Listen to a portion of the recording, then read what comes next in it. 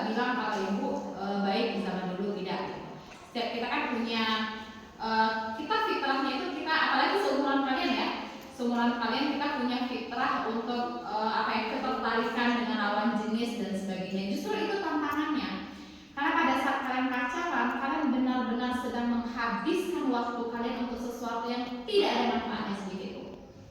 Nah, pertama, pacar kalian itu juga tidak bermanfaat sebenarnya, karena cuma mengganggu kalian. Jadi gini ya, bedanya saat orang yang tidak pacaran itu sedang menyiapkan dirinya untuk masa depannya, kalian sedang sibuk dengan galau-galau nggak jelas.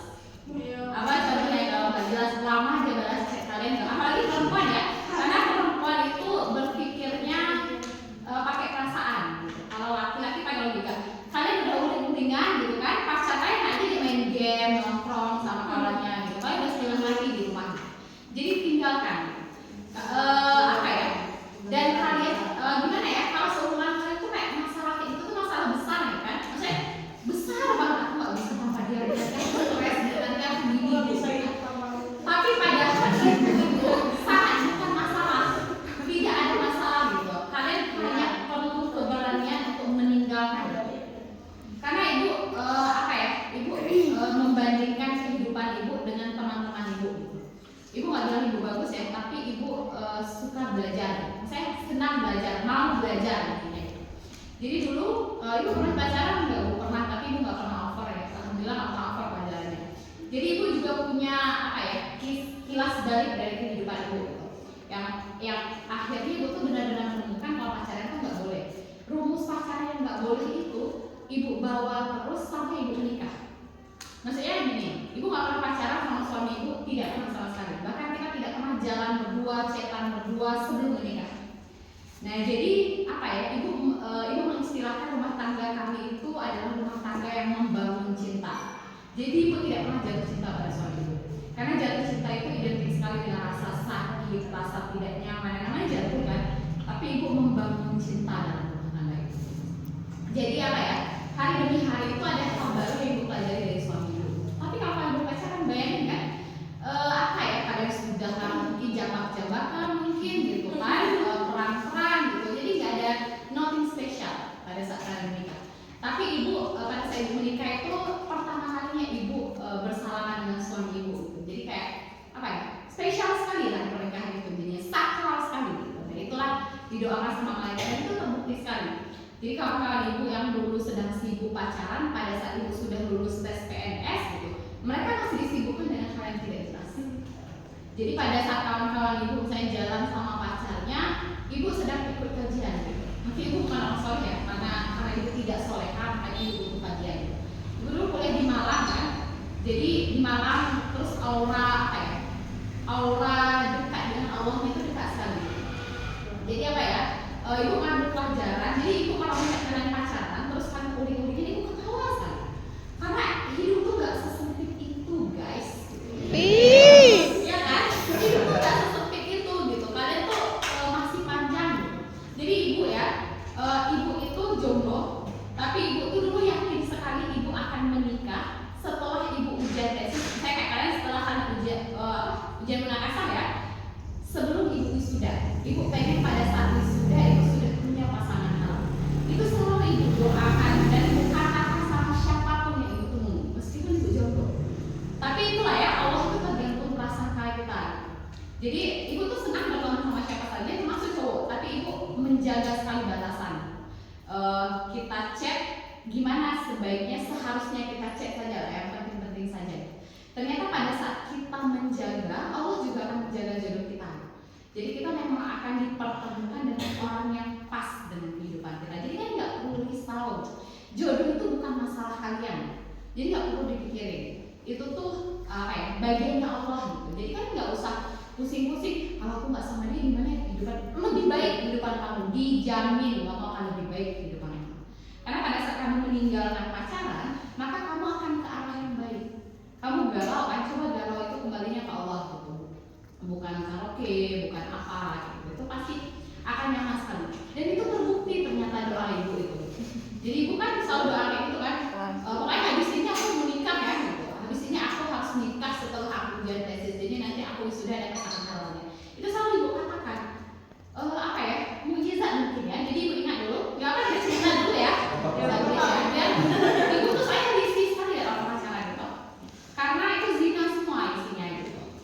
Jadi waktu itu ibu tuh ujian tesis, ibu S2 ya namanya tesis. Ujian tesis itu bulan Ramadan ini, bulan Ramadan hamil seminggu lebaran.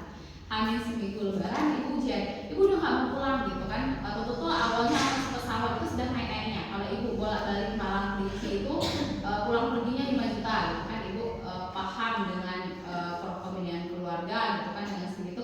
Jadi nggak usah nanti setelah sudah aja balik sekalian gitu. Ternyata memang karena ibu doanya kayak gitu terus gitu kan. Ternyata Allah itu memang sedang memberikan ibu indikasi bahwa calon pendamping wisudamu sedang disiapkan, kan? Jadi waktu itu ibu ingat, jadi ibu sepakatnya sama kawan ibu yang dari Medan, gitu kan? Jadi mas kita nggak usah pulang soalnya itu ya mahal banget ongkosnya, gitu kan? Oke, gitu kan? Hamil juga dia nelfon. Nah, aku disuruh ayah aku pulang soalnya ada acara lebaran di rumah. Oh, ibu kacau-kacau itu nggak mungkin ibu lebaran sendiri di Malang, gitu kan? Udah aku pulang juga. Ibu pulang hamil 2 lebaran, ibu pulang gitu. Ternyata kepulangan ibu itu membawa ibu pada jodoh ibu gitu. Awalnya nggak tahu kalau suami ibu itu adalah jodoh ibu. Suami ibu itu tangga sebelah rumah ibu. Tangga sebelah rumah ibu. Terus apa ya? Abang sepupu ibu bukan sih? Gimana jelaskannya? Abang sepupu tiri ibu gitu. Jadi gini, mamanya suami ibu itu meninggal, terus papanya nikah sama tante ibu. Artinya secara darah kita nggak punya hubungan darah gitu, tapi abang itu sudah dekat dengan keluarga ibu, tapi nggak pernah nyangka kalau dia itu adalah jodoh ibu gitu. Jadi lebaran gitu kan, lebaran beberapa orang juga datang gitu kan. Nah itu ibu bilang tadi kalau kan nggak pacaran, kalau udah saatnya kan pasti bakal lama. Jadi beberapa orang pas ibu pulang itu datang ke rumah gitu, tapi memang kalau nggak jodoh pasti saya bilang nggak gitu. Jadi abang itu datang, dia tanpa perantara. Abang ini lagi galau juga ya istilahnya. Setelah menikah ceritanya ya, dia lagi galau dan sudah istiqoroh sebulan penuh bulan puasa gitu. Sedang galau sekali dalam jodohnya. Jadi ada temannya bilang, temannya itu ketemu ibu gitu kan, kenapa nggak nikah sama Musi aja katanya gitu kan. Statement itu ternyata membolak-balikkan pikiran beliau gitu kan. Saya sebelumnya juga punya calon-calon A, calon B, calon C gitu kan. Dan beliau sholat lagi, ini beliau cerita setelah menikah ya. Beliau bilang bahwa beliau mimpi 3 kali itu melihat ibu gitu. Oh kayaknya ini dikasih mungkin nosi ini jodoh saya. Jadi habis itu karena ada acara di rumah beliau, ibu datang kan notabene rumahnya rumah tante ibu kan. Ibu datang ke situ lebaran, itu nggak ada rasa apa-apa. Karena memang tidak pernah ada hubungan apapun dengan beliau gitu kan, tidak pernah chat apapun dengan beliau gitu. Habisnya malam itu beliau karena beliau tahu bahwa ibu tidak mau menjalankan hubungan apapun sebelum ibu menikah, jadi beliau minta ketemu didampingi sama orang ibu. Ibu nggak mau ketemu berdua gitu karena fitrahnya udah lain kalau kita berdua gitu kan, kalau kita berduaan. Jadi didampingi sama orang ibu, abang tuh langsung mengutarakan niatnya untuk menikahi ibu. Itu barang keempat ibu ingat. Oh ibu galau kan? Gimana ini gitu kan? Jadi ibu pulang ke Malang meminta izin waktu seminggu gitu. Habis itu ibu istiqoroh gitu, ternyata iya benar. Habis itu ibu tuh Juni ya pulang ke Malang. Juni itu kelar urusan kuliah ibu gitu kan, akhirnya tinggal nunggu wisuda. Juli ibu pulang, Agustus ibu nikah. Oktober ibu sudah. Jadi kalau udah jodohan itu gampang sekali. Jadi nggak usah nggak usah risau masalah yang kayak gitu. Itu bukan bagiannya kita. Jadi kalau kalian, apalagi perempuan ya, sayang sekali gitu. Laki-laki juga lah. Kalau kalian nggak pacaran, kamu juga nggak bisa pacaran. Jadi sebisa mungkin tinggal. Karena memang tidak membawa manfaat apapun. Kalian jadi mager, karena jadi malas belajar. Kan kalian bilang pacaran itu memperkas itu nggak ada, bohong semua itu. Jadi kalau memang bilang aja kayak gini sama pacar kalian kan, kalau mau putus gitu kan, jangan takut putusin dia. Nggak bakal rugi kan. Bilang kayak gini, udahlah sekarang nih kita sama-sama kuliah aja dulu, abang cari kerja yang bagus-bagus dulu. Kalau memang kita jodoh, kita ketemu. Kalau kita nggak jodoh, insya Allah kita akan dipertemukan dengan jodoh kita masing-masing, mungkin yang lebih baik. Nah itu pasti itu. Jadi fenomena kita jangan kita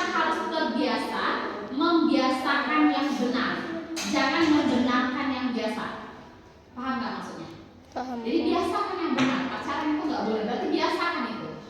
Terus jangan membenarkan yang biasa, karena sekarang itu orang pacaran semua, pacaran itu seolah biasa.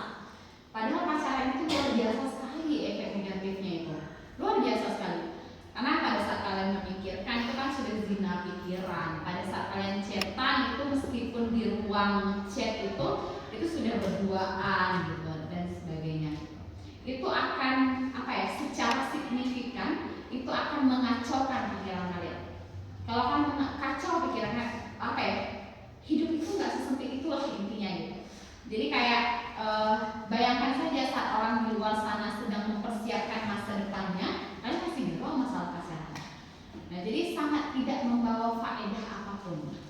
Allah memang menganugerahkan kita perasaan ya, justru apa ya, tantangan bagi kita untuk menjaga perasaan itu. Ibu pernah nggak suka sama orang sebelumnya? Pernah.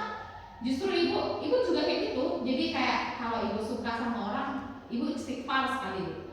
Karena memang apa ya, sebelum halal kita harus punya jarak.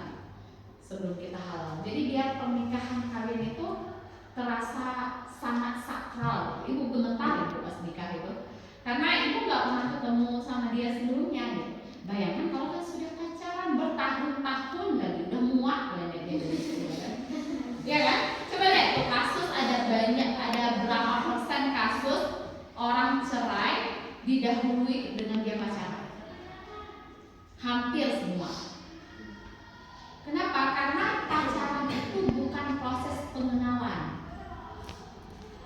Karena apa ya? Pada saat kita pacaran berarti kita memulai sesuatu yang baik. Menikah ini kan sesuatu yang baik nih, tapi dengan cara yang tidak baik. Nah, kita tidak akan bisa menjalankan sesuatu yang baik kalau caranya tidak baik. Nah, jadi sebenarnya ini ibu sampaikan di semua kelas karena memang fenomena ini begitu menggelikan ibu. Gitu. Maksudnya ibu sangat risih dengan fenomena ini. Karena kalau tidak ibu menyelamatkan kalian, anak-anak ibu nggak ada yang menyelamatkan lagi. Karena kan calon pendidik juga, mungkin anak-anak ibu nanti akan kuliah sama kalian. Nah, kalau generasi kalian ini tidak terselamatkan, berarti generasi di bawahnya akan hancur terus. Apalagi perempuan itu adalah tiangnya suatu bangsa. Kenapa? Karena kita membentuk generasi. Nah, misalnya pada sekarang sudah menikah, ibu terasa sekali peran perempuan itu begitu besar.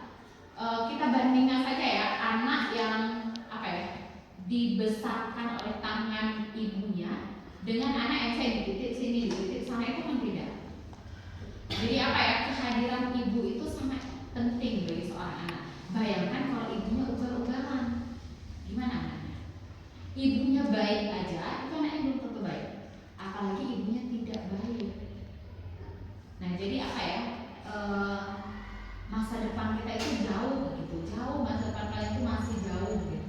Jadi jangan hancurkan hanya karena nafsu sesaat gitu. Jangan hancurkan hanya karena hal yang tidak penting sesaat. Kalau kan sudah sukses, apalagi laki-laki, kalian pengen perempuan yang kayak mana pasti mau. Kalau kalian sudah hancur, siapa yang mau jadi gitu? Apalagi perempuan sudah hancur kalian gitu kan.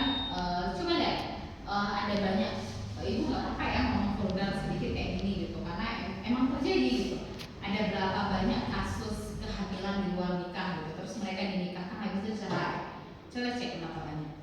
Karena kita hanya sedang mengandalkan nafsu kita. Jadi itu dihindari sekali. Karena kayaknya kita nggak mungkin bu melakukan hal yang semacam itu. Iya nggak mungkin. Tapi kalau kalian sudah berduaan itu jadi mungkin. Karena bakal pegangan tangan lah dulu, inilah dulu. Jadi terjadilah hal yang tidak diinginkan. Coba kalian tanya sama orang yang misalnya nauzubillah min dzalik gitu kan, hamil di luar nikah, tanyain gimana kok bisa dia melakukan itu. Pernah nggak kebayang gimana ya kok bisa dia melakukan itu? Ternyata bisa kalau kita sudah berduaan. Makanya jangan gitu. Kontrol perasaan kita gitu. Terus ibu merasa juga pada saat kita nggak pacaran gitu kan, zaman kuliah itu kita benar-benar menikmati suasana perkuliahan gitu. Kita nikmati masa-masa sama teman kita gitu, sama pelajaran kita, sama dosen kita. Tapi kalau kalian pacaran itu banyak sekali galaunya. Yang pacaran pasti tahu banyak sekali galaunya, nggak balas dia chat tuh lingan kalian kan, dibilang orang dia selingkuh lah, dia cek dengan yang lain, nggak penting sekali gitu, sangat tidak penting sekali. Tapi itu masalah besar bagi kalian kalau kalian pacaran. Jadi apa ya, tingkatkan apa ya, spiritualnya gitu. Ibu udah ngajarin anak kayaknya nggak cocok ya, karena itu anak biologi. Tapi ibu tuh punya pengalaman mungkin sedikit di atas kalian. Jadi ibu sudah pulang dari apa yang sedang kalian jalani. Jadi hindarilah yang semacam itu. Terus bayangkan juga perasaan kedua orang tua kalian. Mungkin anak gadisnya yang mungkin dijaganya dengan apa ya, dengan penuh kasih sayang gitu, dipeliharanya sedemikian rupa. Terus dibawa seenaknya oleh laki-laki yang belum halal untuk dia. Gimana perasaan ayah? Sakit sekali itu. Jadi apa ya, jangan mikirnya itu jangan singkat gitu. Kita harus apa ya, harus balaslah jerih payah kedua orang tua kita gitu dengan kesuksesan kita. Jadi apa ya, jangan kita bayangkan kan Ari itu juga kalau kalian pacaran pasti kan sering ngelawan orang tua kalian, sering bohong juga gitu. Kalian nggak mungkin bilang kan kalian mau pergi kayu aro sama itu gitu. Mungkin kan ngomong kayak gitu kan, pasti kan ngomong. Nah itu nggak boleh gitu. Nah bayangkan bagaimana terlukanya hati kedua orang tua kita kalau kita gitu. Apalagi ibu dulu ya, ingat ibu merantau, terus ibu membayangkan yang semacam itu tidak terbayangkan gitu. Terus coba bayangkan orang tua kita ngeliatin kita, terus dapat kabar harus juga misalnya gitu kan anaknya hamil dan sebagainya. Bayangkan gimana rasanya, hancur sekali itu. Dunia itu kayak runtuh rasanya itu saat itu, karena dia sudah membesarkan kalian sampai umur segini, apalagi sampai dikuliahkan gitu. Artinya beliau ingin ekspektasi lebih terhadap diri kita. Jadi tinggalkan hal yang tidak bermanfaat yang semacam itu. Kita harus apa ya, move on lah dari apa ya, banyak hal yang tidak baik. Yang laki-laki juga jangan sembarang bawa anak gadis orang. Kalau kalian adik kalian bawa marah nggak? Pasti marah kan gitu. Jadi apa yang kita tidak mau diperlakukan pada diri kita, jangan perlakukan pada orang lain. Kita nggak mau nanti kalian bayangkan kayak punya anak perempuan terus dibawa, pasti nggak mau. Jadi jangan lakukan itu pada orang lain. Kalian nggak mau misalnya adik kalian disakiti oleh laki-laki, jangan lakukan itu pada perempuan lain. Karena bisa jadi karmanya itu sama adik kita, gitu, sama orang tua kita dan sebagainya. Jadi apa ya, ibu selalu sih menekankan hal ini gitu, karena fenomena ini yang ibu lihat di lapangan gitu. Orang kalau boncengan gitu kan, cewek cowok tuh kayak nggak ada batas gitu. Jadi ibu risih gitu. Karena pada saat kalian zina, yang ngerasain efeknya itu bukan cuma kalian, tapi satu kerinci ini bisa ngerasain efeknya gitu. Kan musibah akan datang kan pada saat di tempat itu sudah banyak berbuat dosa. Cerita di Aceh itu kan kayak gitu kan, waktu tsunami itu kan, malam tahun baru itu kan mereka minuman keras yang terlalu.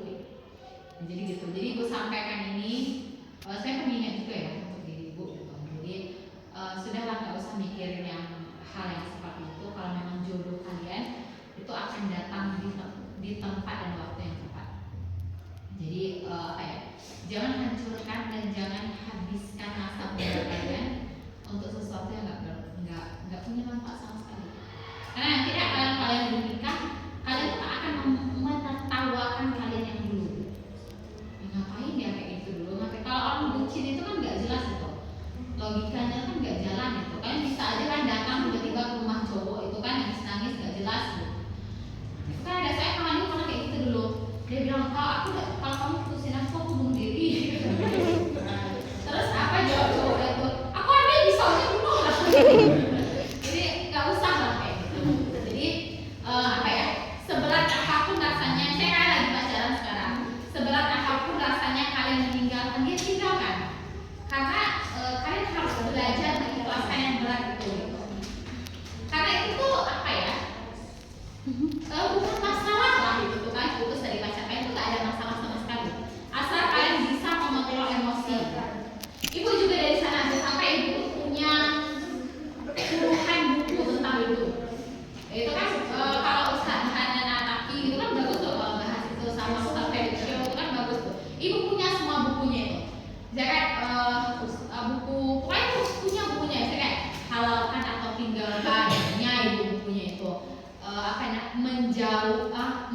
menjauhi dia untuk dekat padanya punya, karena itu juga pernah di posisi susah sekali di sekolah. Waktu S2 itu udah dewasa